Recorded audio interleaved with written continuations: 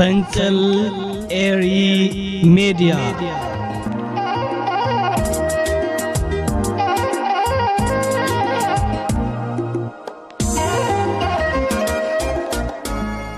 سلام تقاطعتي مدبات فنقل إير ميديا كم يتحدرو كامبالاي غواندا كابدركب سيدي فنقل إير ميديا عزوز سلامتنا نابخم يبتاح نلوم سولوس 10 مغابيت جبلكو بقدام يتحس مدباتن زيناتاتن فنقل إير ميديا قريب لكو نمكتتالكم بخبر عدم سناي مكتتال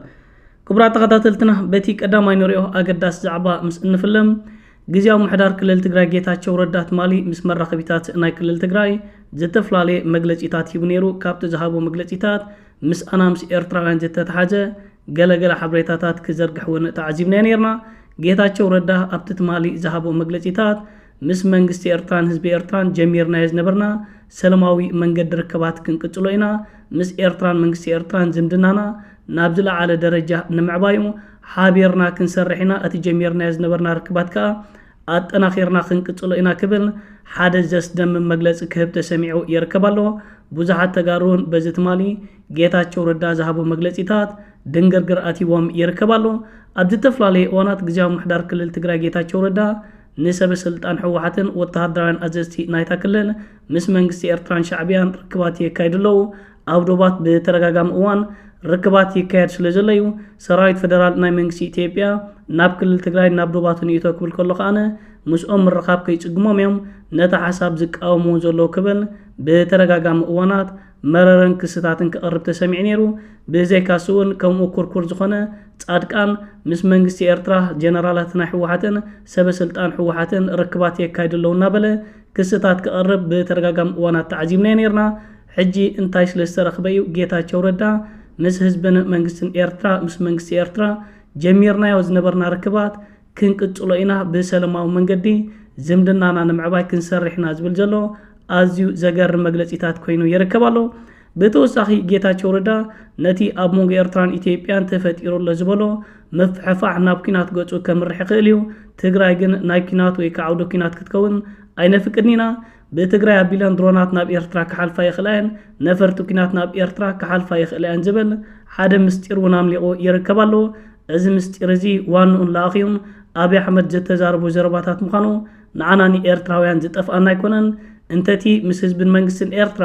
ሓቢርና ክንሰርሕና ዝበሎ ጽቡቕ ነገር እዩ ምስ ህዝብን መንግስትን ኤርትራ ተሓባቢርካ ምስራሕ ንኤርትራ መሲልካ ምኻድ እታ ሓንቲ ተጋሩ ኣብዚ ሕጂ ሰዓት መዋጽኦ ዘላቶም ነገር እያ እንተቲ ናይ አብይ አሕመድ ድሮናት ከሐልፋ ይኽላን ነፈርት ከሐልፋ ይኽላን ግን ዝሓለፈት ትሕለፍ ኣመሬት ኤርትራን ኣብ ዶባት ኤርትራን ሓኾም ምሽቲ ከም እትኸውን ንሕና ኤርትራውያን ጥርጣረታት ዝበሃል ይብልናን አብይ አሕመድ ዓቕሚ ሃልይዎ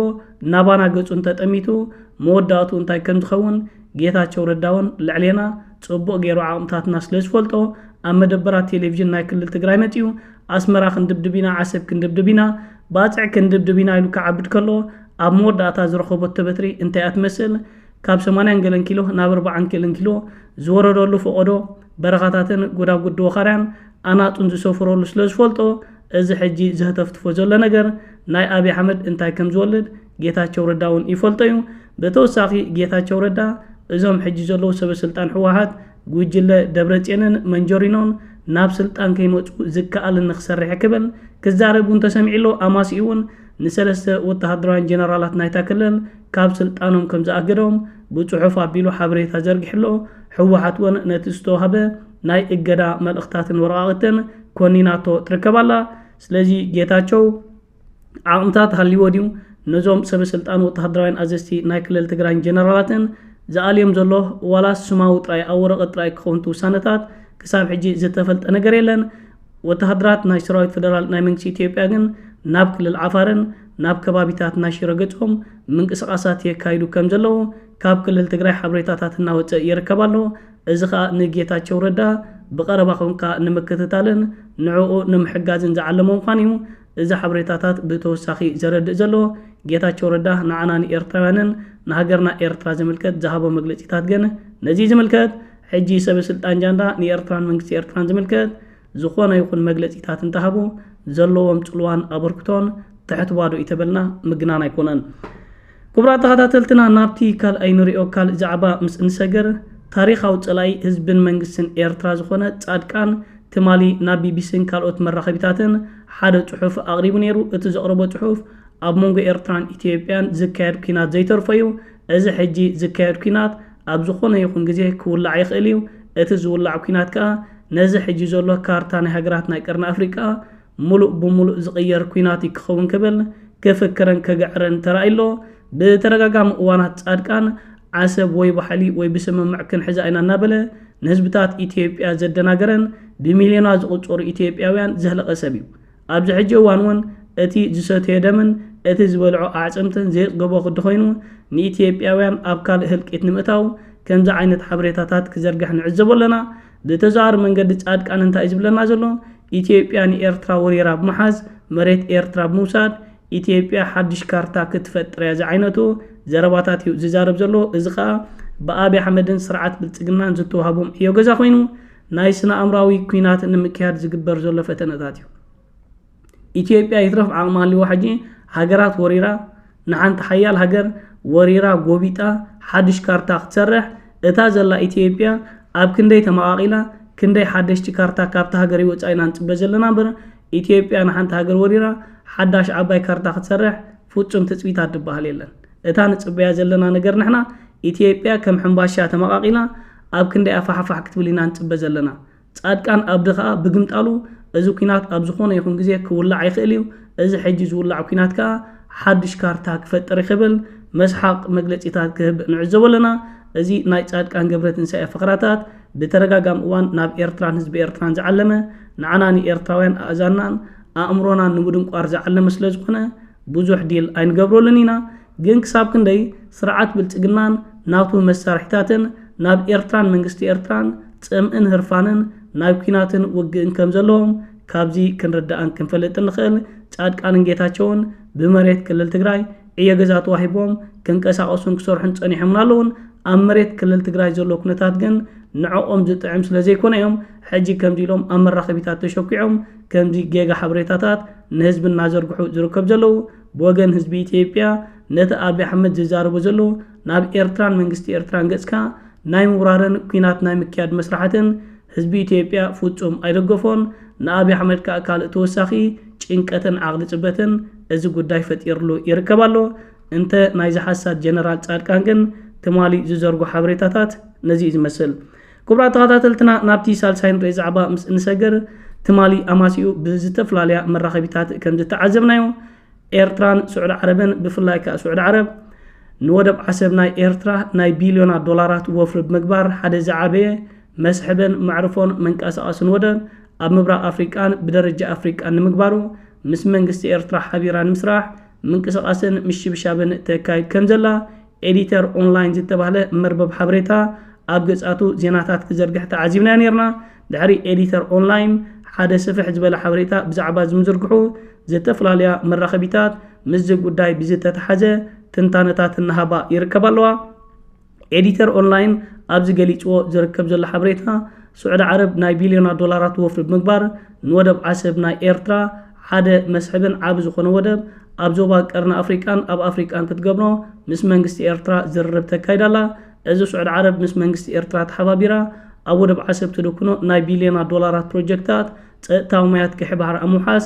ኣገዳሲ ውሕስነት ክህልዎ እዩ። ብዘይካዚ ምስ ሕቡራት ኢማራት ዓረብ ኣብ ዞባ ቀርኒ ኣፍሪቃን ማእከላይ ምብራቕን ኣብ ዝግበር ዘሎ ውድድራት እውን ስዑድ ዓረብ ኣብ ወደብ ዓሰብ ናይ ቢልዮናት ዶላራት ተሓስቦ ዘላ ወፍርታትን ፕሮጀክታትን ከተግብሮ እንተኽኢላ ሕቡራት ኢማራት ዓረብ ኣብ ወደብ ባርባራ ኣብሲሳቶ ዘላ ቢልዮናት ዶላራት ኮንቱ ክኸውንን ኣብ ማይ ከኣትኡን ክብሉ እዩ። እዚ ትንታነታት እናቐረበ ዝርከብ ዘሎ ኣብ መንጎ ሕቡራት ኢማራት ዓረብን ስዑድ ዓረብን ኣብ መዳይ ቁጠባን ንግድን ሓያል ዝኾነ ምትህላኺ ተኸሲቱ ዝርከብ ዘሎ። ስለዚ እዚ ሕጂ ስዑድ ዓረብ ንወደብ ዓሰብ ናይ ኤርትራ ናይ ቢልዮናት ዶላራት ወፍርታት ምግባር ካሃንፀየ ትብለሉ ዘላ ብዙሕ ምክንያታት ዝወሃቦ ክኸውን እንከሎ ወገን ስርዓት ብልጽግናን መራኸቢታቶምን ድሕሪ ዝሓበሬታ ምዝርግሑ ዝሕዝዎን ዝጭብጥዎን ጠፊእዎም ሚኒስትር ጉዳያት ወፃኢ ኤርትራ ዓትማን ሳልሕ ካብ ክቡር ፕረዚደንት ኢሳያስ ኣፈወርቂ ወረቐት ተቐቢሉ ናብ ስዑድያ ብምኻድ ንወደብ ዓሰብ ሙሉእ ብሙሉእ ናብ ስዑድያ ሸይጥዋ ክብሉ ዓንገረር ክብሉ ንዕዘቦም ኣለና። እዚ ከዓ ክሳብ ክንደይ ስርዓት ብልጽግና ኣብ ጭንቀትን ዓቕሊ ጽበትን ተሸሚሙ ከም ዘሎ ኢና ካብዚ ክንርዳእን ክንፈልጥ ንኽእል። ሚኒስትር ጉዳያት ወጻኢ ዑስማን ሳልሕ ኣብዚ ዝሓለፈ ክልተ መዓልታት ናብ ስዑድ ዓረብ ምቕናዕ ምስ ሚኒስትር ጉዳያት ወጻኢ ናይቲ ሃገር ኣገደሲ ዘረባት ምክያድ መልእኽቲ ክቡር ፕረዚደንት ኢሳያስ ኣፈወርቂ ኣረኪብዎ ነይሩ ትማል እውን ሚኒስትር ጉዳያት ወጻኢ ምስ ምክትል ሚኒስትር ጉዳያት ወጻኢ ናይ ስዑድ ዓረብ ንፀጥታዊ ሙያት ቀይሕ ባህርን ንኤርትራን ስዑድ ዓረብን ኣብ ዘገድሱ ጉዳያት ኣገደሲ ዘረባት ከም ዘካየዱ መርበብ ሓበሬታ ሚኒስትር ጉዳያት ወጻኢ ናይ ስዑድ ዓረብ ኣብ ገጻቱ ኣስፊሩ ተዓዚብና ነርና ስለዚ እዚ ሕጂ ዘሎ ኣገደስቲ ምዕባለታት ንዓና ንኤርትራውያን ኣገዳሲ ክኸውን እንከሎ ነቶም ኤርትራን ህዝቢ ኤርትራን ንምዝራግ መሬትን ባሕርን ኤርትራ ብሓሳድ ዓይነቶም ዝጥሙቱ ዘለዉ ገለገለ ኣህዛብን ሰበስልጣናትን ከዓ መዐገሲ ዝኸውን ኩነታት ተኸሲቱ ይርከብ ኣሎ ብተወሳኺ ክቡራት ተኸታተልቲ ፈንቅል ኤር ሜድያ ሎሚ ንክሆ ዝወፅእ ዘሎ ገለገለ ሓበሬታታት ብመራኸቢታት ሃገራት ዓረብ ሚኒስትር ጉዳያት ወጻኢ ኤርትራ ኣቶ ዑስማን ሳልሕ ምስ ሚኒስትር ጉዳያት ወጻኢ ኣሜሪካ ኣብዚ ሕጂ እዋን ኣብ ስዑድ ዓረብ ዝርከብ ምስ ፕረዚደንት ዩክሬን ዘለንስኪ ድሕሪ ምርኻቡ ምስ ሚኒስትር ጉዳያት ወጻኢ ኤርትራ ዑስማን ሳልሕ ብመንጎኝነት ስዑድ ዓረብ ርክባት ከካይዶን ክራኸቡን እዮም ክብላ ዜናታትን ሓበሬታታትን እናዘርግሓ ይርከብ ኣለዋ ክሳብ ሕጂ እዚ ሓበሬታታት ወግዓዊ እኮ እንተዘይኮነ እዘን መራኸቢታት ግን ዘይተዘረጋገፀ ወይ ከዓኒ ፅንፅንታ በፂሕና ዝበሉ ሓበሬታታት ከምዚ ክገልፆ ፅናሕኩ እናዘርግሓ ይርከብ ኣለዋ ሚኒስትር ጉዳያት ወጻኢ ኤርትራ ኣቶ ዑስማን ሳልሕ ምስ ሚኒስትር ጉዳያት ወጻኢ ኣሜሪካ ብመንጎኝነት ስዑድ ዓረብ ርክባትን ተካይዶ ኣብ መንጎ ኤርትራን ኣሜሪካን ድሕሪ ነዋሕቲ ዓመታት ከምዚ ዓይነት ቀጥታዊ ርክባት ክካየድ ማለት እዩ እዚ ርክባት እንተተኻይደ ከዓ ኣብ ዞባ ቀርኒ ኣፍሪቃን ዞባ ቀይሕ ባሕርን እቲ ፆታታት ሙሉእ ብሙሉእ ክቕየር ማለት እዩ ስለዚ እቲ ዘሎ ምዕባለታትን ዜናታትን እናተኸታተልና ናባኹም ክነብሎን ኢና ንኤርትራን መንግስቲ ኤርትራን ምትንካፍ ኣብዚ ሕጂ እዋን ፍጹም ዝከኣል ኣይኮነን ህዝብን መንግስትን ኤርትራ ብመዳይ ዲፕሎማስን ውሽጣዊ ዓቕምታቱን ሰዊዱን ጎልቢቱን ኣብዚ ዝሓለፈ 5 ዓመታት ጃንዳ ንዓና ንምጥፋእ ን27 ዓመታት ዝኣክበቶ ኣፅዋራትን ዓረራትን ኣብ ካዝናናን ኣብ ኤምዳድናትናን ዝርከብ ዘሎ መኽዘናውነቱ ፅዋራት ከኣኽሎ ይከኣለን የዕለቕሊቕና ኢና ንርከብ ዘለና መራክብ ኣዘርባይጃን ዝመፀ ምዕቡል ኣፅዋራት እውን ኣብ ኢድና ኣሎ ስለዚ እዚ እናፈለጠ ናብ ኤርትራ ገፁ ዝቕልቀል ኣባይ እንታይ እዩ ዕጩኡ እንታይ እዩ መቕፃዕቱ ልዕሌላ ንሱ ስለ ዝፈልጦ ንሕና ከዓ ጃህራ ባህልና ስለ ዘይኮነ ተምሕቲ ሚልና ጥራይና ንሓልፎ ደቅሪ እዚ ኣብዚ ቅንያት ንዕዘቦ ዘለና ዓበይትን ፍሩይ ምዕባለታት ግን ንዓና ንኤርትራውያንን ንፅልዋ ሃገርና ኤርትራን መንግስቲ ኤርትራን ኣገደስቲ ክስተታት ኮይኑ ዝርከብ ክቡራት ተኸታተልቲ ፈንቅል ኤር ሜድያ ኣብ ናይ ምሸት ብካልእ ሓደሽቲ ምዕባለታትን ዛዕባታትን ዜናታትን ክሳብ ንራኸብ ሰላም ወሰናይ ኣብ ዘለኹሞ ብሩኽ መዓልቲ ደቅሪ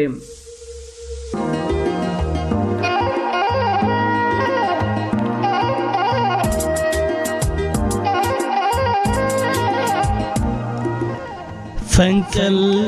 ኤሪ ሜድያ